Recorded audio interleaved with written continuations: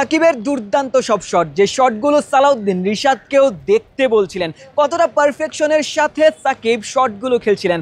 লিকলিকে গড়নের একজন ব্যাটার কত দ্রুত অলরাউন্ডার হয়ে উঠেছেন। এর আগে সাকিব কেবল বোলারই ছিলেন, সাকিব অলরাউন্ডার হয়ে উঠেছেন তো বটেই, পাওয়ার হিটিংয়েও নিজেকে ছাড়িয়ে যাচ্ছেন। লিকলিকে গড়নের একজন ব্যাটার কত বড় বড় ছয় হাঁকাতে পারেন। সাকিব যেন ক্যারিবীয় মাসেল পাওয়ারই বিয়ার করেন।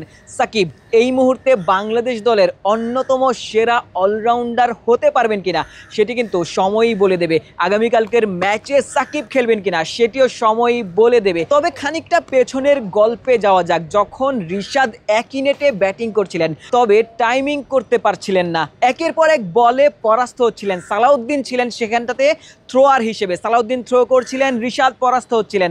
সালাউদ্দিন যেন খানিকটা রেগেও গিয়েছিলেন। রিশাদের সাথে লম্বা সময় ধরেই সালাউদ্দিন কাজ করছেন। কুমিল্লা ভিক্টোরিয়ান্স থেকেই রিশাদ সালাউদ্দিনের তত্ত্বাবধানেই রয়েছেন। রিশাদের নিজেকে নতুন করে গড়ে তোলার পেছনেও সালাউদ্দিনের ভূমিকা অপরিসীম। সেই রিশাদ এই মুহূর্তে টি-20 ক্রিকেটে অন্যতম সেরা ক্রিকেটার। বিশ্বের বিভিন্ন ফ্র্যাঞ্চাইজি লিগগুলোর হটকেক রিশাদ হোসেন। তিনি ব্যাটার হিসেবেও নিজেকে আপগ্রেড করেছেন, তবে একটা শট যেন কিছুতেই পারফেক্ট করতে পারছিলেন না।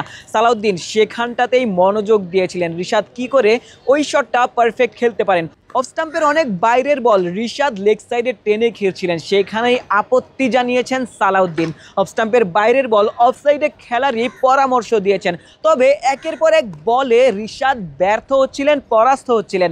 সাকিব আসলেন নেটের পাশে, সালাউদ্দিন সাকিবকে ব্যাটিংয়ে পাঠালেন। সাকিব একের পর এক সব দুর্দান্ত শট খেলছিলেন। রিশাদ তখন নেটের পাশেই দাঁড়িয়েছিলেন। সালাউদ্দিন তাকে দেখানোর চেষ্টা করছিলেন সাকিব কি করে এই শটটা খেলেছে সেটি দেখো, বলের মেরিট অনুযায়ী বলটা কোথায় খেলতে হবে, ফুট পজিশন কিংবা ওই হেড পজিশনটাও বা কোথায় থাকবে, বডি ব্যালেন্সটা কেমন হবে, সালাউদ্দিন রিশাদকে দেখিয়ে দিচ্ছিলেন। সাকিবকে তার এতটাই মনে ধরেছে, সাকিবের ওই শটগুলোই বারবার রিশাদকে দেখতে বলছিলেন। উইকেটের এপাশ কিংবা ওপাশ যেখানেই রিশাদ গিয়েছেন, সালাউদ্দিন রিশাদকে নজরটা দিতে বলেছেন সাকিবের ওই ব্যাটিংয়ের দিকেই। সাকিবের ব্যাটিং সবাইকেই মুগ্ধ করেছে, রিশাদও কম যান না। সাকিবের ব্যাটিংয়ের পরই রিশাদ যখন উইকেটে আসলেন খানিকটা যেন তেতেই এসেছিলেন। একের পর এক শটে তিনিও পারফেক্ট টাইমিং করেছেন। অলরাউন্ডারদের এই যে একজন আরেকজনকে ছাড়িয়ে যাওয়া, সেটাই হয়তো বা বাংলাদেশের দর্শকরাও দেখতে চাইবে।